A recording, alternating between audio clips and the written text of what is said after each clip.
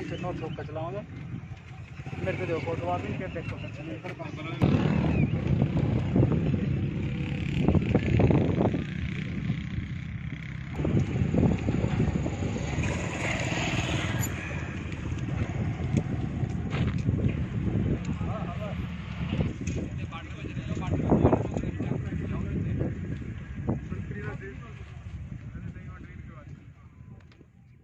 साथियों, जय हिंद जय भारत। मैं गौरव श्रीवास्तव, भारतीय अखिल भारतीय परिवार पार्टी प्रदेश महासचिव, रायबरेली लोकसभा प्रभारी, उत्तर प्रदेश।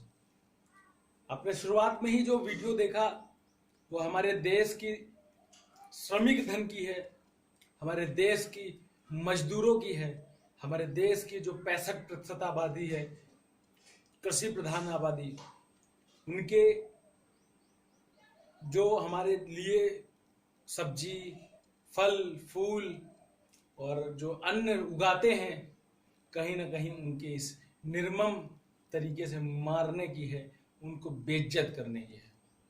साथियों, बड़ा रोष आता है अपने ऊपर भी और इस सरकार के ऊपर भी और ऐसे समाज के ऊपर जो इस तरह की कुरीतियां और कृत्य सह रहे हैं। कहीं ना कहीं जिस तरह से आप लोगों ने देखा कि किस तरह से मजदूरों के ऊपर जो बेचारे टॉफी से लेकर के एक सुई तक में अपना टैक्स निर्वहन करते हैं, टैक्स का दायित्व पूरा करते हैं, टैक्स देते हैं सरकार को, बदले में उनको क्या मिलता है? मार सरकार की, लाठीचार्ज।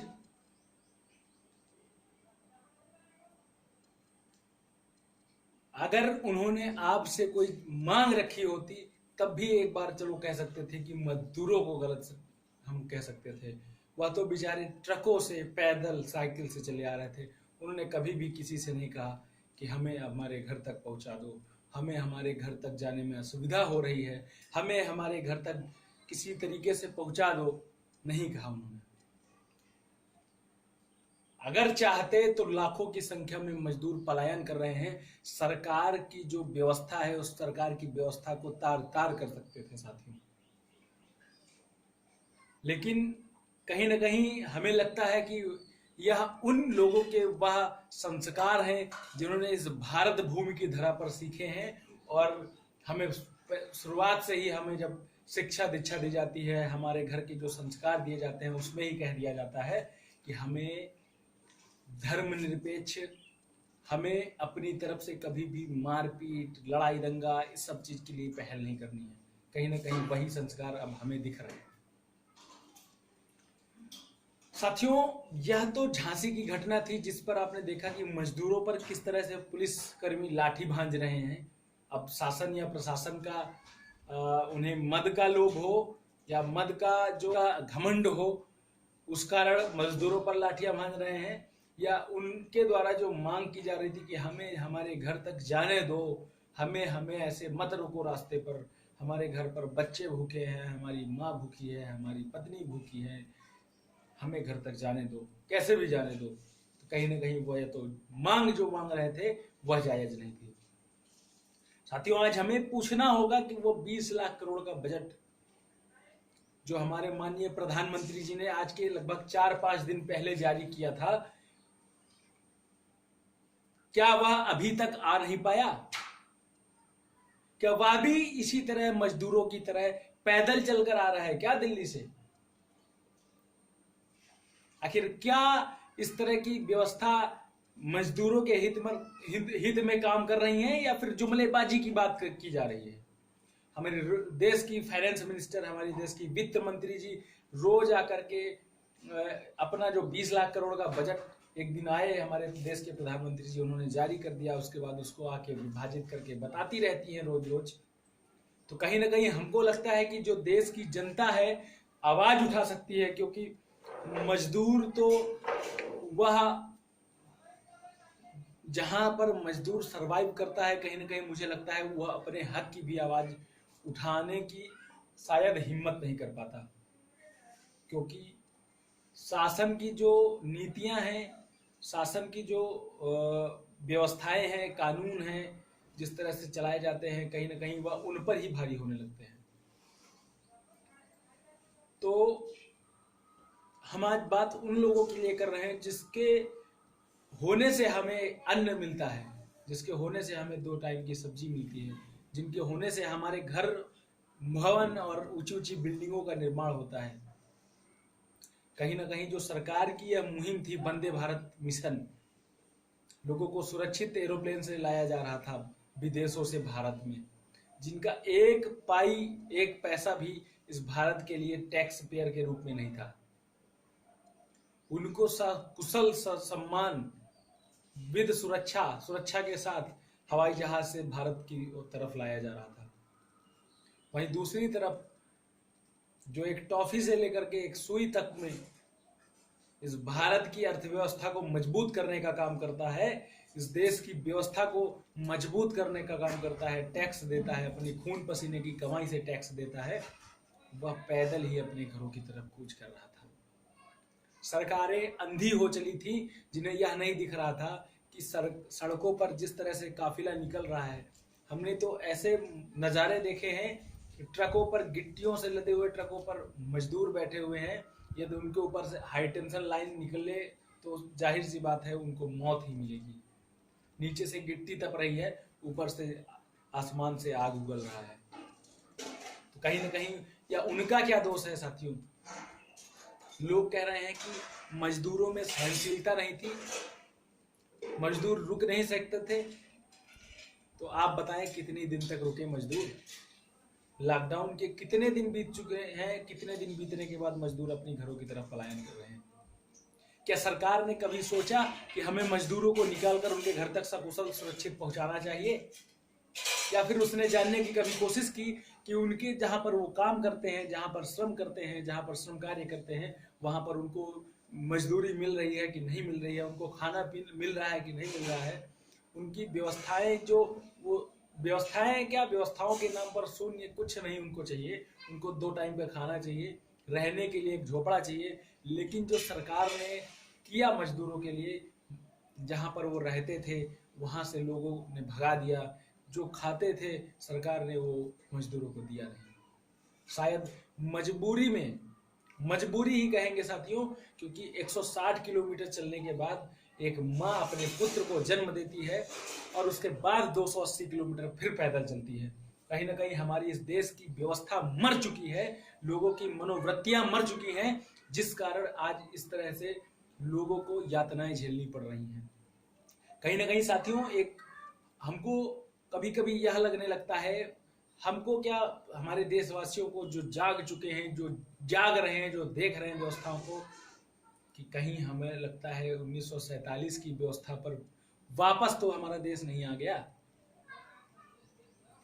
अगर इस तरह से सिचुएशन संभाली जाएंगी तो साथियों क्या होने वाला है? लोग दोषारोपण सिर्फ कर सकते हैं, दोषारोपण कर सकते हैं। लखनऊ में आज अखिल भारतीय परिवार पार्टी की टीम लगभग 20 से 25 दिनों से लगातार हजारों लोगों को खाना, पानी, भोजन की व्यवस्था करवा रही है। शायद वहां पर सरकार का कोई नुमाइंदा नहीं है, वहां पर कोई ऐसी व्यवस्था नहीं की है सरकार ने कि मजदूरों को उनके घर तक सकुशल पहुंचने की व्यवस्था की जाती हो। योगी महाराज ने 3 से 4 दिन पहले ही एक आदेश जारी किया था कि मजदूर जहां पर मिले उन्हें ससम्मान बसों पर बैठाया जाए और बसों से उनके घर की तरफ कूच कराया जाए, उनके गांव सकुशल पहुंचाया जाए। लेकिन उसके विपरीत जिस तरह से पुलिस व्यवस्था, पुलिस प्रशासन ने झांसी में मजदूरों पर लाठीचार्ज की है, औरैया में 24 मजदूरों ने जान दी है ट्रकों के ऊपर बैठने के बाद आवागमन में। कहीं ना कहीं ये लगता है कि हमारे देश की जो जानें हैं बहुत सस्ती हैं, उन पर कोई ध्यान नहीं देने वाला है, उनके मार्मिक विश्लेषण पर शायद कोई ध्यान नहीं दे रहा है, तभी आज यह व्यवस्था हो रही है। साथियों, ट्रैक पर जब घटना हुई, हम लाइव आए, फेसबुक पर लाइव आए और लोगों ने हमें कहा कि गलती उन्हीं की थी, ट्रैक पर सोने की क्या आवश्यकता थी। चलिए मैं आपकी बात मान लेता हूं। अब जो लोग बिना सरकार से अपनी आवाज उठाए, अपने हक की मांग किए बगैर ट्रकों से घरों की तरफ कूच पर कर रहे थे और वो मरे, तो उसमें उनका क्या दोष? कहीं ना कहीं उनको भी तो बेहतर परिवहन व्यवस्था चाहिए थी। अपने एसी ट्रेनों को चला दिया। क्या जो सोशल डिस्टेंसिंग की बातें कही जा रही थी सरकार द्वारा कि सोशल डिस्टेंसिंग को पालन करते हुए लोग घरों की तरफ कूच करेंगे, तो क्या ट्रकों पर जो मजदूर निकल रहे हैं वो सोशल डिस्टेंसिंग फॉलो कर रहे हैं? मैं कहता हूं कि 300 से 400 किलोमीटर 500 किलोमीटर ये ट्रक कैसे पार कर रहे हैं, जबकि हर 4 से 5 किलोमीटर बाद कोई ना कोई थाना या कोई ना कोई चौकी पड़ती है। आखिर वहां से कैसे निकल रहे हैं वो ट्रक? आखिर कैसे जा रहे हैं मजदूर पैदल? आखिर कैसे जा रहे हैं मजदूर साइकिल से? क्या उनका हृदय नहीं कांपता? जो सत्ता मद में चूर हो चुके हैं, क्या उनको मार्मिक पीड़ा महसूस नहीं होती उन लोगों की कि जिनके पैसों पर, जिनके नेतृत्व में, जिनके वोट की ताकत से आज वो वहां पर बैठे हैं जहां पर उन्होंने कभी परिकल्पना भी नहीं की थी। तो कहीं ना कहीं हमें देखना होगा कि हम क्या कर रहे हैं और किस तरफ बढ़ रहे हैं। क्या हमारी सरकारें हमारे लिए कुछ कर रही हैं? साथियों, आप सभी से एक जवाब चाहता हूं, यदि सरकार ने कोरोना काल के बाद से कोई ग्राउंड लेवल पे धरती पर कोई काम किया हो तो हमें कमेंट करके जरूर बताएं। मैं भी जानूं तो कम से कम कि धरती पर कुछ काम हुआ है या फिर सिर्फ और सिर्फ हवाई तवाई बातें ही कही गई हैं, जुमलेबाजी की गई हैं, हमारी जनता को छला गया है। साथियों, ऐसे काम नहीं चलने वाला। इस तरह की व्यवस्थाओं से देश नहीं चल सकता। अब लोगों की जो संवेदनाएं थी, जो लोगों के सहनशीलता थी, वो टूटने लगी है। कब तक जुल्म सहेंगे साहब? कब तक जुल्म करेंगे आप? कब तक लोगों को मरने के लिए सड़क पर छोड़ते रहेंगे? इस तरह की जलजलाती धूप में कब तक आप मरने के लिए छोड़ेंगे?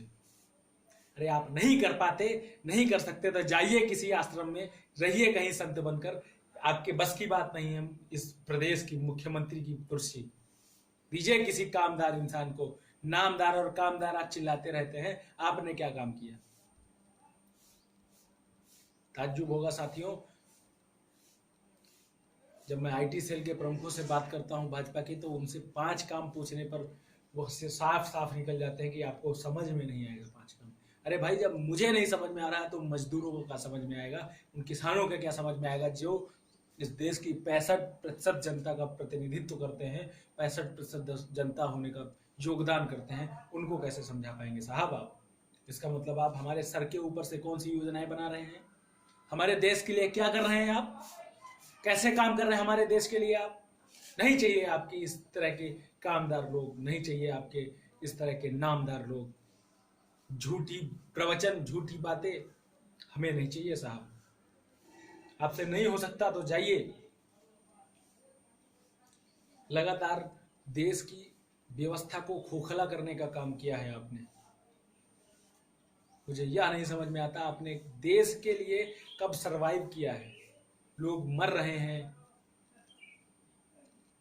लोगों को समस्याएं हो रही हैं, शायद आपको दिख नहीं रही। साथियों, एक अनुरोध है आप सभी से, अगर आपको लगता है कि वास्तव में इस तरह की परिस्थितियां घातक हैं हमारे समाज के लिए, तो आप कमेंट करके हमारे साथ जुड़ने का यत्न जरूर करें। मैं भी चाहूँगा कि हमारे जो साथी हैं हमसे जुड़ें और एक साथ मिलकर के हम इस बहरी गूंगी सरकार के कानों में आवाज डालें और बताएं कि यदि सत्ता तुम्हारे बस की नहीं है ना साहब, तो बाहर जाइए। इस देश में टैलेंट की कमी नहीं है, इस देश में करने वालों की कमी नहीं है। आपसे लाख गुना अच्छे लोग आएंगे जो जुमलेबाजी नहीं, काम करके दिखाएंगे। इसी उम्मीद के साथ कि आप लोग जागृत होंगे, देखेंगे समाज को कि वास्तविक परिस्थिति क्या है। इसी के साथ आप सभी साथियों से विदा चाहूँगा। एक जाते जाते अनुरोध करना चाहूँगा साथियों, आप हमारे वीडियो को लाइक शेयर करें, अधिक से अधिक शेयर करें, जिससे ज़्यादा से ज़्यादा लोगों तक हमारी आवाज़ पहुँच सके। और अगर आपको लगा कि मैंने कुछ सही कहा है या हमें इस दिशा में, जिस दिशा में हम चल रहे हैं उस दिशा में काम करना चाहिए, लोगों के लिए काम करना चाहिए, तो हमारे चैनल को सब्सक्राइब जरूर करें और बेल आइकन दबा दें, जिससे हमारे साथ आप लगातार जुड़े रहें। इसी के साथ गौरव श्रीवास्तव भारतीय का जय हिंद, जय भारत।